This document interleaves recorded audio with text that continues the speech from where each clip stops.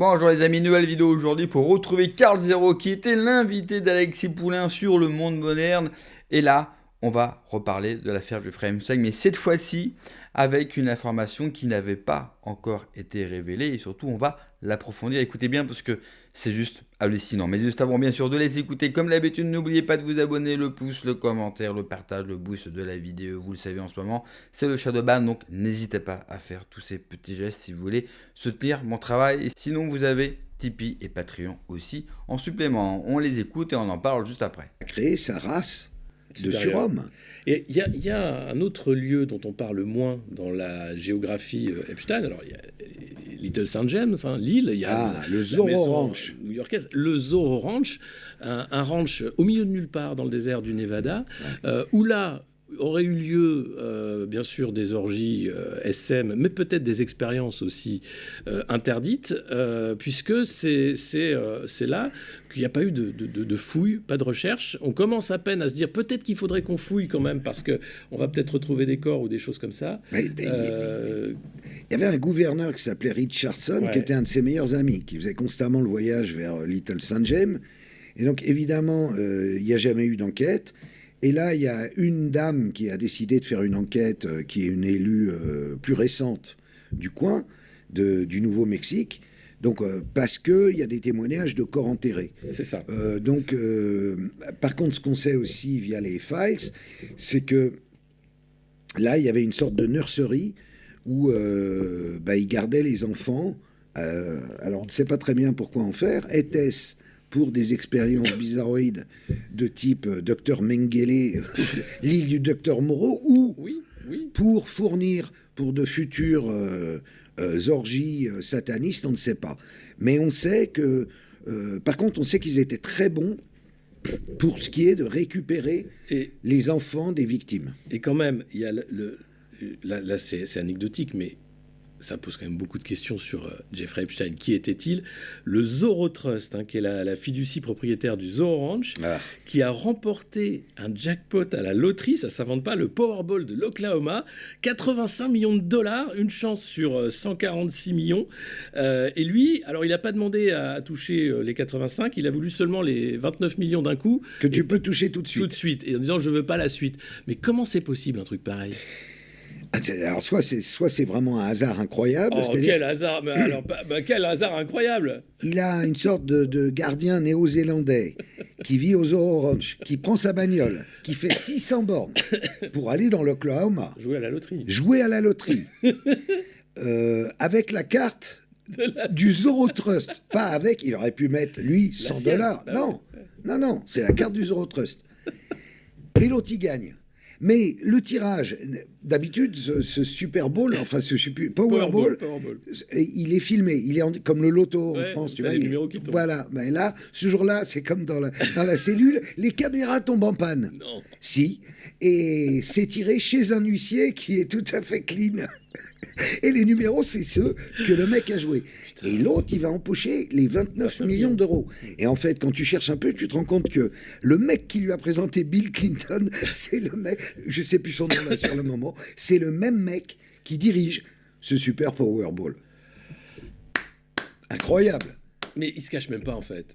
On a envie de dire, il y a un tel sentiment de supériorité d'être au-dessus des lois. Et c'est le lendemain du jour où il est arrivé en prison en 2008. Ah oui, mais ça c'est peut-être le hasard, là, du coup.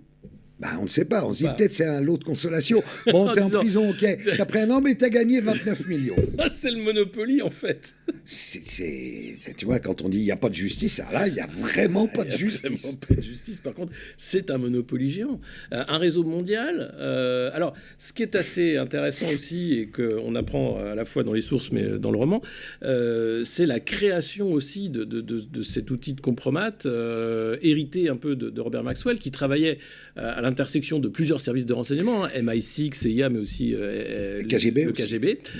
Et donc, ce compromat qui vient plutôt du KGB, qui a été remis au goût du jour par le Mossad, et lui apprend tout avec l'Iran on arrive avec l'Iran. C'est le début, en fait, de l'affaire Epstein, puisqu'il fait ses premières armes avec Khashoggi, l'oncle du journaliste découpé, qui avait à peu près le même modus operandi que Epstein. mais à beaucoup plus petite échelle, Oui. puisqu'il avait un yacht qu'a racheté d'ailleurs Trump, et où il recevait des personnes éminentes pour négocier des contrats d'armement, etc., avec des rétrocommissions, enfin tout qui va bien, mais il y avait aussi des jeunes filles ou des petites filles qui étaient, après le dîner, tu sais, il y a cigare, pouce-café et petite fille. Tout ça filmé, évidemment, au cas où. Et Jeffrey fait ses premières armes là-dedans, si j'ose dire. Mais lui, en fait, il est en armes, il n'est pas très bon. Il est bon, par contre, pour planquer le pognon et ressortir le pognon. Hop, En fait, c'est le il est porteur de là, mallette, quoi. hop, il est aux îles Vierges, hop, il est au Luxembourg, hop, il est là, et voilà, et voilà, et voilà. Et donc, pour ça, il est bon. C'est d'ailleurs pour ça que Maxwell le repère, hein, et qui se dit, il va servir à quelque chose au Mossad. Et après, je sais plus ce que tu m'as dit. Bah, sur le modus operandi où il apprend tout, Oui, de ce Khashoggi. Il apprend alors oui, sur le compromat. Je pense non, c'est pas Khashoggi en fait, c'est plus Maxwell qui va voir ça d'un bon œil.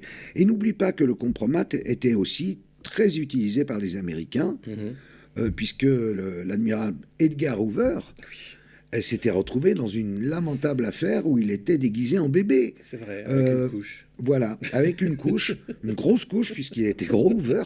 Et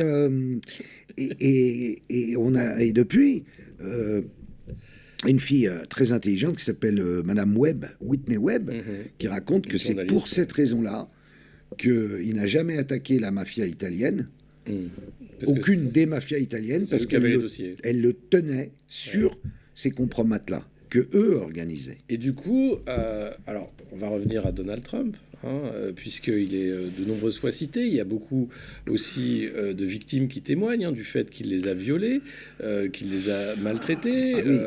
Jeffrey Epstein n'avait que du mépris pour Donald Trump, en réalité. Et aujourd'hui, on voit bien que tout est fait pour essayer de détourner l'attention de ces dossiers Epstein, même s'il a été forcé de les sortir. Il a viré Pam Bondi, la ministre de la Justice, qui a sorti ces dossiers. Il a mis son avocat, Todd Blanche, à la tête du ministère de la Justice pour être le sûr même qui est allé voir Ghislaine il y a 3 mois pour parler secrètement avec elle. Et pourquoi Ghislaine ne s'est pas suicidée en prison? Eh bien, je pense qu'elle va pas tarder. Tu crois?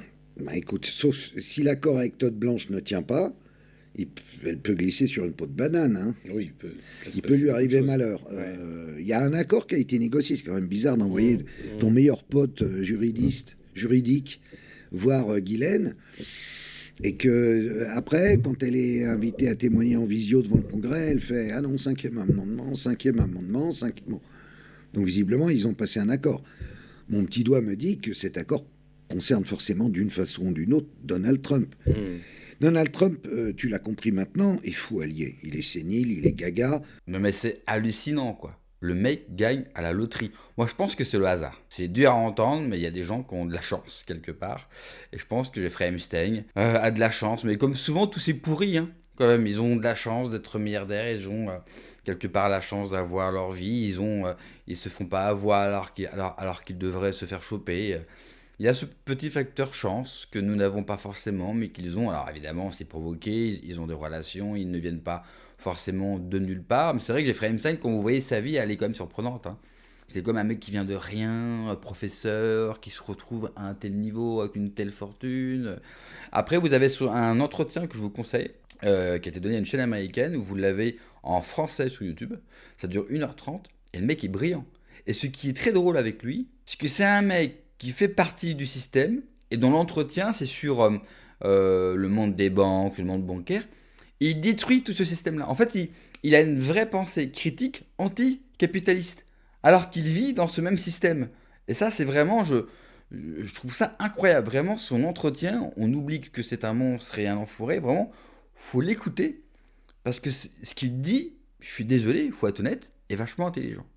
Ensuite, sur ce fameux ranch, c'est quand même incroyable qu'il n'y ait aucune fouille. Mais il n'y a pas de fouille, pourquoi? Parce qu'on sait très bien qu'on va au moins retrouver un corps.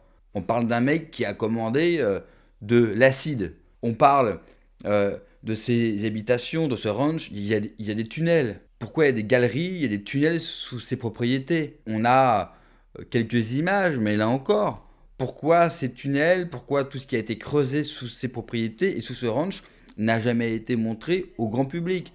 Bah, tout simplement parce que ça dérange, parce qu'il ne faudrait pas donner la raison. Pourquoi tous ces milliardaires, tous ces gens puissants creusent des sortes de bunkers, des tunnels sous leurs propriétés. Parce que nous, on voudrait bien savoir si, je sais pas, s'ils ont prévu dans leur plan diabolique des choses graves.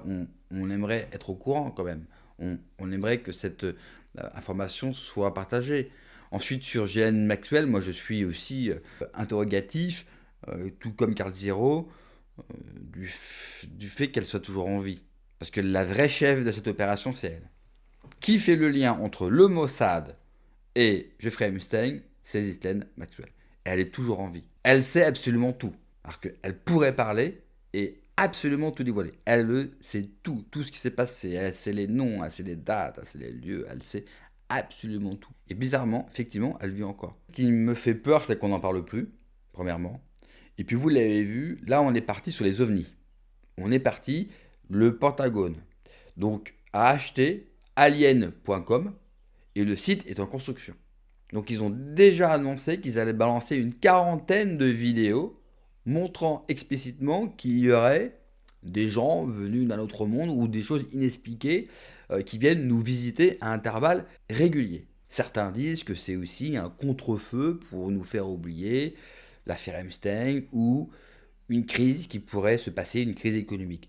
Je ne sais pas, franchement, en ce moment, il y a tellement de choses qui sont dites, qui sortent. Le monde est dans un tel bordel que c'est très compliqué.